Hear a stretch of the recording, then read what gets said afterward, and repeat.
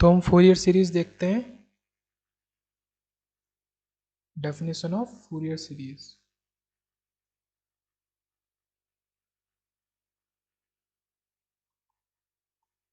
Fourier series is a representation of a non sinusoidal periodic function. तो हमने अभी जो पिछले लेक्चर में जस्ट देखा था कि जो फंक्शंस हैं like square wave form, sawtooth wave form, वो नॉन साइनोसॉइडल हैं, ठीक है, एंड पीरियोडिक भी हैं। तो ऐसे बहुत सारे नॉन साइनोसॉइडल पीरियोडिक फंक्शन हैं जिनको हमको as a sum of sinusoids लेके एनालाइज करना पड़ता है, ठीक है। तो उसी प्रोसेस को, ठीक है, हम फोरियर सीरीज बोलते हैं। Fourier series is a representation of a non sinusoidal periodic function as sum of sinusoid. मतलब किसी भी ऐसे फंक्शन को रिप्रेजेंट करना with the help of sum of sinusoids, ठीक है। तो उसको हम फोरियर सीरीज बोलते हैं। अब हमने एक फंक्शन लिया, मान लो एफ एक्स, उसकी पीरियोडिसिटी है, पीरियोडिसिटी बोल लो कि वो इतने टाइम में रिपीट करता है, या फंडामेंटल पीरियड बोल लो 2L, ठीक है। तो जो ट्रिग्नोमेट्रिक फोरियर सीरीज, अब फोरियर सीरीज को हम स्पेसिफिकली ट्रिग्नोमेट्रिक क्यों बोल रहे हैं यहाँ पे, क्योंकि एक्सपोनेंशियल फोरियर सीरीज में भी हम उसको रिप्रेजेंट कर सकते हैं। फिलहाल हम ट्रिग्नोमेट्रिक देख रहे हैं। तो trigonometric Fourier series of F x, ठीक है, इस फंक्शन की हम अगर लिखेंगे तो इस तरीके से लिखेंगे, ठीक है। पहला हमारा कोफिशिएंट ए नॉट के समेशन एन इजक्वल टू 1 से लेके इन्फिनाइट तक, ठीक है। अच्छे से मेरे साथ देखते हुए चलना है। एंड ये समीशन अप्लाई होगा बोथ कॉस के टर्म में एंड साइन के टर्म में, ओके। तो ए एन, अब हमेशा ये आज के दिन से लेके और इन्फिनिट तक आप याद कर लो, अनंत तक, कि कॉस के संग कोफिशिएंट ए आएगा, ए एन आएगा, साइन के संग बी एन आएगा। अब इसको याद भी करने की जरूरत नहीं है, आपका सी पहले आता है, A B C N S, ठीक है। तो आपका सी के संग ए एंड एस के संग बी, ठीक है। तो इसमें याद भी करने वाली ज़रूरत नहीं है, वो मैंने बता दिया। कभी इसमें गलत नहीं करना है। तो आपका ए एन कॉस, ठीक है। अब ब्रैकेट में जो आएगा वो इंपॉर्टेंट है, एन पाई एल, और एक्स के टर्म्स में लिख रहे हैं तो वही चीज़, तो N pi X upon L. अच्छा, ये चीज़ अगर आपने पहले, इसके पहले application of partial differential equation पढ़ा है इस मेरे वीडियो को देखने के पहले, तो वहाँ पे wave equation and heat equation और लाप्लास इक्वेशन को जब सॉल्व करते थे, वेव एंड हीट इक्वेशन को, तो कुछ इसी फॉर्म में लिखते थे। तो ये आपका पीरियड होता था एन पाई, ठीक है, इसी फॉर्म में N pi X upon L. तो हमने वही चीज़ करी है। तो इतनी सिंपल है आपकी Fourier series. A naught coefficient plus summation N 1 से लेके इन्फिनिटी तक, ए एन कॉस का term plus B N sine का टर्म। अब उसके अंदर N pi X upon L, N pi X upon L, ठीक है। और ये जो अप्लाई हो रहा है समीशन, ये दोनों पे अप्लाई होगा क्योंकि दोनों ब्रैकेट के अंदर है। अब बात आती है ये, तो अब हमें जो हमारे वेरिएबल्स मतलब एक तो ए नॉट है उसको डिफाइन करना पड़ेगा, and A N and B N को भी डिफाइन करना पड़ेगा। पहले मैं ए नॉट को डिफाइन करता हूँ, 1/L 2/L, ओके। अगर आप यहाँ पे 2 ले लें, ए नॉट अपॉन 2, तो वहाँ लेने की ज़रूरत नहीं है, ठीक है। अब आपको लिमिट क्या रखनी है, ये ज़रूरी है, ठीक है? इसी फंक्शन को आपको इंटीग्रेट करना है, ठीक है, बाहर 2/L, कहाँ से कहाँ तक, तो ये इंपॉर्टेंट है। अब यहाँ पे हम निकाल रहे थे ए नॉट का कोफिशिएंट जो कि है 2/L, ठीक है। अब बात आती है लिमिट की। आप लिमिट को ऐसे डिनोट कर दो, ठीक है। इसके दो मतलब हो सकते हैं। आपको इसका ये मतलब है कि आपको जो पीरियड आपने लिया था, फंडामेंटल पीरियड लिया था आपको, तो फंडामेंटल पीरियड के लिए आपको इंटीग्रेट करना है। इसके दो मतलब है, या तो आप -L से L ले लो, ठीक है, या आप 0 से 2L ले लो, क्योंकि यही आपका फंडामेंटल पीरियड है। अगर हम देखें वेव फॉर्म में, हम देखेंगे ये, अगर आप स्क्वायर वाले को देखो तो आप 0 से 2 तक ले रहे हो, ठीक है। अब वो 2 है, यहाँ पे 2 आपका 12 के इक्वल है, वो अलग बात है, वहाँ पे 2 पाई के इक्वल है, ठीक है। 12 2 पाई के इक्वल है, तो 0 से 2 ले रहे हो, पर इस शॉर्ट वेव फॉर्म में हम -1 से 1 तक ले रहे हैं, ठीक है। तो आप 0 से 2 तक इंटीग्रेट करो, -1 से 1 तक करो, दोनों सही है अपने केस में, ठीक है, कोई गलत नहीं है। तो अब वापस आते हैं अपनी चीज़ पे, तो आप इसको लिख लो 0 से 2L। ठीक है।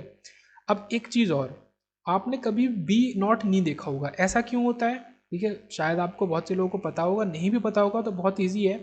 अगर आप यहाँ पे देखें कि ए नॉट असल में जो ये है, ठीक है, मैं आपको बताऊं और अच्छे से बेसिक्स बिल्कुल, कि आप इसको n इक्वल टू 0 से इन्फिनिट लिखो और इसी चीज़ को पूरा लिख दो यहाँ पे ए एन कॉस पाई एन। ठीक है, आप 1 से मत लिखो, ये भी अपने आप में करेक्ट रिप्रेजेंटेशन है। ठीक है, ये भी अपने आप में करेक्ट रिप्रेजेंटेशन है, इसमें कोई गलती नहीं है। ठीक है, A N cos N pi X pi L plus B N sine N pi X by L, ये भी अपने आप में करेक्ट रिप्रेजेंटेशन है। लेकिन हम इसको और थोड़ा सा ओपन करके लिख लेते हैं। तो हमने क्या किया है कि एन इजक्वल टू 0 इनको दे दिया। ठीक है, एन इजक्वल टू 0 दे दिया और प्लस हमने फिर 1 से इसको लिख लिया। अच्छा, अब फिर वही बात है, एन इजक्वल टू 0 दिया तो आपका ए नॉट कॉस 0 बन गया प्लस बी नॉट साइन 0 बन गया। अब आप ये बताओ कॉस 0 कितना होता है? 1। साइन 0 कितना होता है? 0। ठीक है, तो यहीं से आपको बहुत अच्छे से समझ में आया होगा कि कॉस 0 1 होता है, तो आपका ए नॉट का टर्म ए नॉट इंटू 1, आपका ए नॉट का टर्म मौजूद है। बट साइन 0 0 नहीं होता, 1 नहीं होता, इसलिए आपका बी नॉट का टर्म बी नॉट इंटू 0 वो चला गया, वो वैनिश हो गया। तो आपकी जो ओरिजिनल सीरीज होती है वो 0 से इन्फिनिटी तक ही होती है, कोई कन्फ्यूजन नहीं इसमें। बट अगर आप 1 से इन्फिनिटी तक लिखते हो तो आपको ए नॉट अलग से लिखना पड़ता है। ठीक है, ये क्लियर हुआ। अब आपने ए नॉट लिखा 2/L 0 से 2L तक, मैंने लिमिट भी बताई, आप इसको चाहो तो ऐसे डिनोट कर दो। ठीक है, यहाँ पे आप 2L लिख दो। ठीक है, 2/L आप ऐसे भी डिनोट कर सकते हो, एफ एक्स डी एक्स। ये बात वही हुई। ठीक है, ये बात वही हुई। तो आपने 0 से 2L लिखा या -L से L लिखा, क्यों लिखना है क्या है वो सब भी समझा दिया। ठीक है, पीरियोडिसिटी इतनी है और ऐसे ऐसे। अब आपके बचे one A N and B N, अब इनको थोड़ा सा स्पेस देके अच्छे से लिख लेते हैं, ए एन एंड बी एन।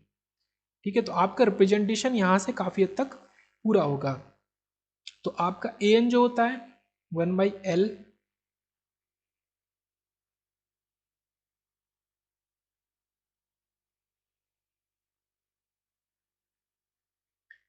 हाँ एक छोटी सी मिस्टेक है, जैसे कि मैंने बताया, आप इसको याद करते वक्त या तो 2 इसके अंदर लिखो, वरना जो 2 आएगा तो वो यहाँ पे आएगा आपका। ठीक है, यहाँ पे आएगा, तो ये याद रखना 1/2L। ठीक है, ऊपर कुछ नहीं आएगा किसी भी केस में, जैसे यहाँ पे 1/L है, यहाँ पे 1/2L है। ठीक है, तो फॉर कंफ्यूजन क्रिएट ना करते हुए हम यहाँ पे नहीं लिखते हैं। ठीक है, एंड यहाँ पे 2L लिखते हैं। तो ये आपका करेक्ट फॉर्मूला है, ए नॉट इजकल टू 1/2L 0 से 2L या फिर -L से L F x D X. ठीक है, एकदम simple, F x D x को आपने इंटीग्रेट कर दिया, बाहर आपने ये वैल्यू ले ली 1/2L और 0 से 2L तक। अब ए एन एंड बी एन, तो ए एन जो आपका है 1/L, आप इंटीग्रेट करोगे वही 0 से 2L तक या -L से L तक, जैसे आपकी मर्जी, एफ एक्स और डी एक्स। ठीक है, यहाँ पे भी मैं कर देता हूँ 0 से 2L F x D X. ठीक है, हमको पॉइंट आउट करना है डिफरेंसेस, जिससे कि हमें चीज़ें याद हो आसानी से। ठीक है, हमें पॉइंट आउट करने हैं डिफरेंसेस क्या क्या हैं। अब ए एन के संग कॉस एसोसिएटेड है, आपको पता है, तो आप यहाँ पे क्या कर दो, कॉस वाला जो टर्म है उसको लिख दो as it is N pi X by L. ठीक है, ये आपका फॉर्मूला कंप्लीट हो गया, A N is equal to 1/L 0 से 2L F X cos N pi X upon L D X. अगर अब फॉर्मूला आपको लिखना है बी एन का, बी एन के संग साइन एसोसिएटेड है, तो sine N pi X upon L D X. ठीक है, अब आपके तीनों फॉर्मूले लिख गए हैं।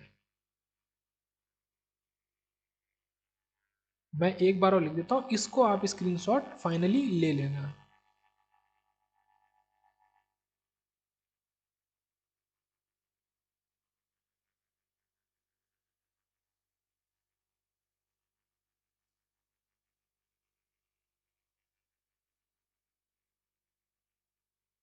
ओके, तो तीनों फॉर्मूले बहुत अच्छे से डिफरेंसेस को शो करते हुए, यहाँ पे 2l है, इनमें 2l नहीं है, यहाँ पे आपका cos n पाई एक्स एल साइन n पाई एक्स एल, तो आपका a नॉट प्लस n 1 से infinity a n this b n this, and अगर आप जीरो से लिखें तो आप जीरो से लिखेंगे तो आपका ये बाहर वाला टर्म a नॉट आपको नहीं लिखना है, बट एक अंडरस्टैंडिंग के लिए a नॉट आपका प्रेजेंट हुआ क्योंकि cos 0 1 है, बट b नॉट कभी भी प्रेजेंट ही नहीं होता है, तो आपको हमेशा इनकी तीनों की वैल्यू सॉल्व करनी पड़ती है। Okay, a naught B N A N. One last discussion, ये जो आपका a नॉट होता है तो इसको हम बोलते हैं एवरेज और DC value of the signal, average और डीसी वैल्यू। अब ये आपका एमसीक्यू या किसी भी टाइप में आ सकता है, तो अगर आपको बोला जाए कि इस फोरियर सीरीज की आपको एवरेज और डीसी वैल्यू निकालनी है तो जस्ट आपको a नॉट निकालना होता है, ठीक है, तो जस्ट आपको a नॉट निकालना होता है।